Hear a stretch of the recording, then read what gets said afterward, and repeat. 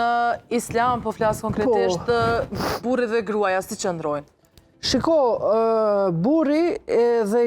burri normal është ajeti ar-rijalu qawwamuna 'ala an-nisa.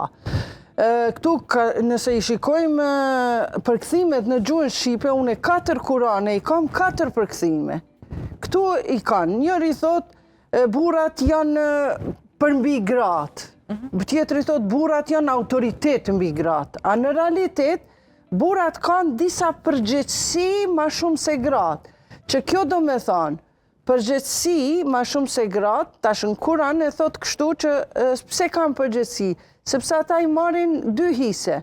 Qose i kam unë 2 vajza dhe 1 djalë, për shembull, djali tim i takojnë, i kam 100.000 euro, djali tim i takojnë 50.000, 2 vajzave nga 25.000. Prandaj këtu, për shembull, në bashkëshortësi, burri e ka përgjegjësi mu kujdes për familjen e vetë, aq sa ka mundësi. Jo vajza mu qunë, du Lamborghini, du ato, du këto, du banes, du shtëpi. Zoj, qka të ka dhënë baba jote ty? Ti donë mu bo princes të burri, a të baba je konë pastruse. Nuk shkon.